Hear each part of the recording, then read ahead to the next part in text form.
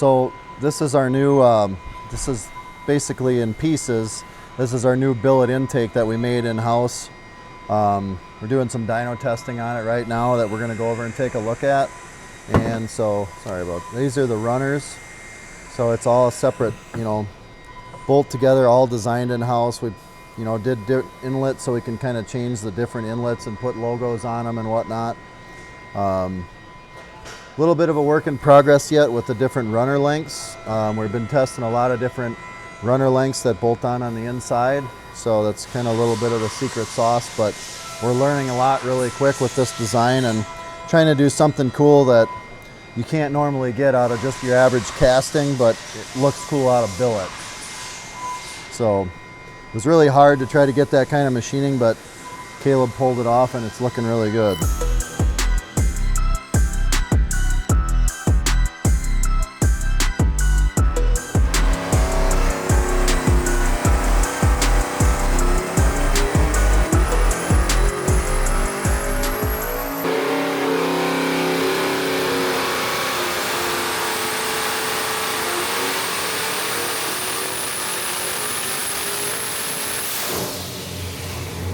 Yeah, so this is kind of more of the final rendition of our intake. Again, you know, we learned a few things from the first ones. This one we've got the, you know, a little longer runner. We made it so we could put different runner lengths in there depending on application.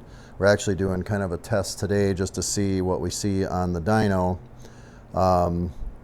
It's a twin turbo motor on the dyno, 427 I believe, so we're just checking to see kind of what the difference in the runner length makes on a twin turbo. If we see the same thing that we would see on a naturally aspirated, short runner usually wants to run more up top. Long runner usually wants to have a little more torque and, you know, take it a little off the top. But we can come in here and look at the dyno sheets and see what we found. Oh, we're done anyway.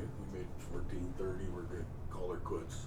Oh, nice. Yeah. Did you get that on camera? 1430? One of the poles, I think it did. Yeah. Oh, nice. Cool. I mean, you can squeeze the turbos to the moon. It just depends when you want the rod sticking out the side of the motor. That's kind of Yeah. what we're doing.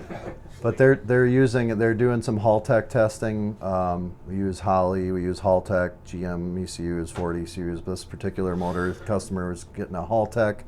Got the boost solenoids on it that we were running and just checking to see what kind of we can play around with on this twin turbo 427. But on our intake manifold, what we did was, you can kind of see the blue line here is the short runner that we put inside of that new intake, and then the red line is the long runner. So you can kind of see that we picked up some more torque on the bottom end, and you know, some more torque on the bottom end, and then horsepower came in a little earlier. And you know, you just kind of see how the changes from long runner to short runner are.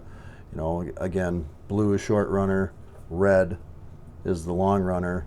Kind of fell off a little bit up top, so it just kind of depends what you want, but we do see the same thing, naturally aspirated versus twin turbo, just like one would expect on this particular motor. So not bad. This was actually just kind of a send it out the door conservative pull, 1278 horse and just about 1100 foot-pounds of torque.